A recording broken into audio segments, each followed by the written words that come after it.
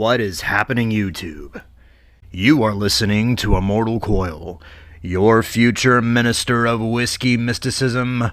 Revolution is my name. And today, we're talking Eternals. Now, before we get too far into David Icke's Matrix, I'd like to ask you to like, share, and subscribe. Drop me a comment. Let me know what you want to see covered on future editions of Savage Spirituality. I want to thank all you savages for 300 subscribers. I tried several times to join streams in a celebration, as it were, but my connection has been somewhat shoddy as I'm tethered to the internet through my cell phone. Cellular data isn't all it's cracked up to be, and while it does create something of a data isthmus between you and I, it's not quite the hard line that we all hope for. And sadly, my tits are not big enough to warrant a GoFundMe. I tried to do this as a live stream, but alas, the internet gods were hurling thunderbolts at my attempts. So I figured this discussion is best relegated to the realms of a video. The big to-do on the internets recently, among other things for the Fandom Menace, has been this Eternals trailer, which has been widely mocked by the snarky elements of the internet. But after reading the May 25th, 2021 Pirates and Princesses article by WDW Pro entitled The Eternals, Excitement Flops, Marvel begins to look like Lucasfilm. And sort of really internalizing what WDW Pro was saying and sort of twisting it around with my own perceptions, I came up with a pretty unique thesis that I think you guys will be interested in hearing. Particularly now, as has been to a degree always, we have certain creative elements vying to get their creations greenlit by studios who wish to squeeze in their weirdo political beliefs and narratives.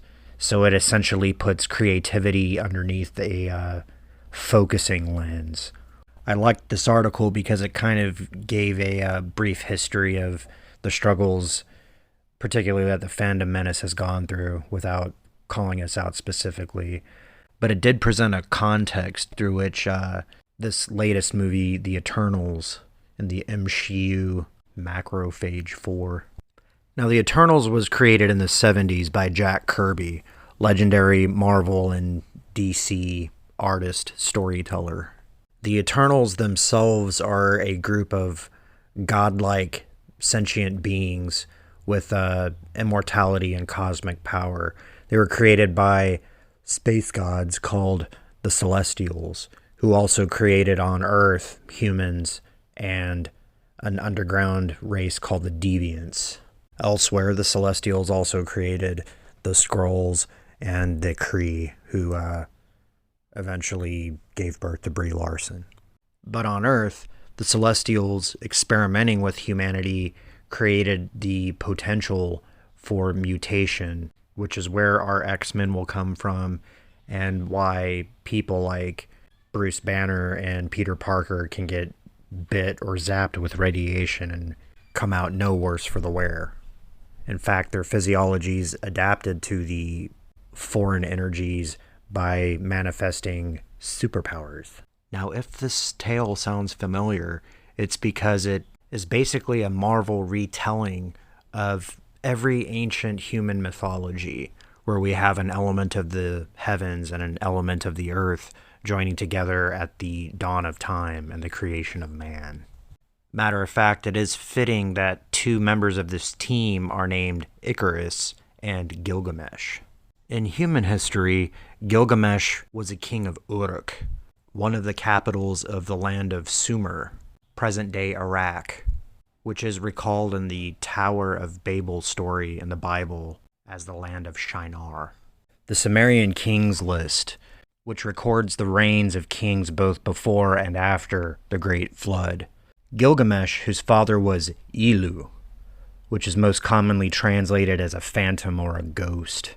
The Lord of Kulaba ruled for 126 years. Now, Gilgamesh's father was called Lolgal Banda, Righteous Shepherd Banda, or King Banda, and his mother was a goddess, the goddess Ninsun. And as such, Gilgamesh always asserted that he was 2/3 divine. Now, if we go to the writings of Zechariah Sitchin, he theorizes that because he was a demigod, meaning his father was human, his mother was a goddess, that he has both his mother's DNA and her mtDNA, which would give him mitochondrial DNA that goes back to heavenly sources. Now, if you're also familiar with Zechariah Sitchin, you know that he says the gods and goddesses of Sumer Akkad were not gods and goddesses, they were extraterrestrials. In human history, Gilgamesh was a terrible and ruthless king until he fought and then ultimately made friends with a man named Enkidu, who was made by the god Enki to be Gilgamesh's companion. Together they traveled, they defeated monsters, and contended with divine threats. And after Enkidu died, Gilgamesh became obsessed with immortality.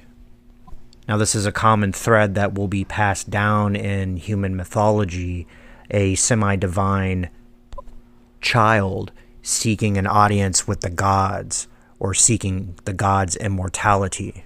Gilgamesh meets up with a man called Utnapishtim, who was the Akkadian equivalent of Noah, is told the flood story, and told about a plant which would grant immortality. Gilgamesh tries for the plant, but he loses it, and of course is fated to die a mortal's death. A theme we see over and over again in human mythology. In Marvel canon, Earth 616, the being known as Gilgamesh is an Eternal called the Forgotten One. According to the Marvel database, around 3000 BC, he became Gilgamesh, king of Uruk in Sumeria. In ancient times, the mighty Eternal roamed the earth aiding ordinary human beings by overthrowing tyrants and slaying dangerous beasts. Somehow unaware of his membership to the Eternals, he quested for eternal life. He was often mistaken with and consequently known as Samson and Hercules. Eventually, he learned of his true heritage, and Zuras, leader of the Eternals, we'll see if the actual movie upkeeps this, confined the Forgotten One to a sector of the eternal city of Olympia. It is said that Zuras' reason for this action was the Forgotten One's pride and his insistence on intervening in human affairs. So I find it very interesting that in the Eternals, Marvel is playing in the whole concept of ancient aliens. And instead of this guy telling you about it, it's going to be this guy. Now, again, it's a fun story that sort of skirts on the theory of intelligent design, albeit through Marvel and Disney's worldview. So keep what I said in mind as you watch The Eternals, and then also consider this. Here is an image showing the comic book version of Eternals versus the casting choices made by Marvel and ultimately Disney.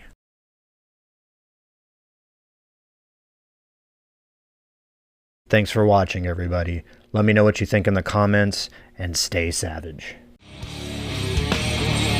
Yes.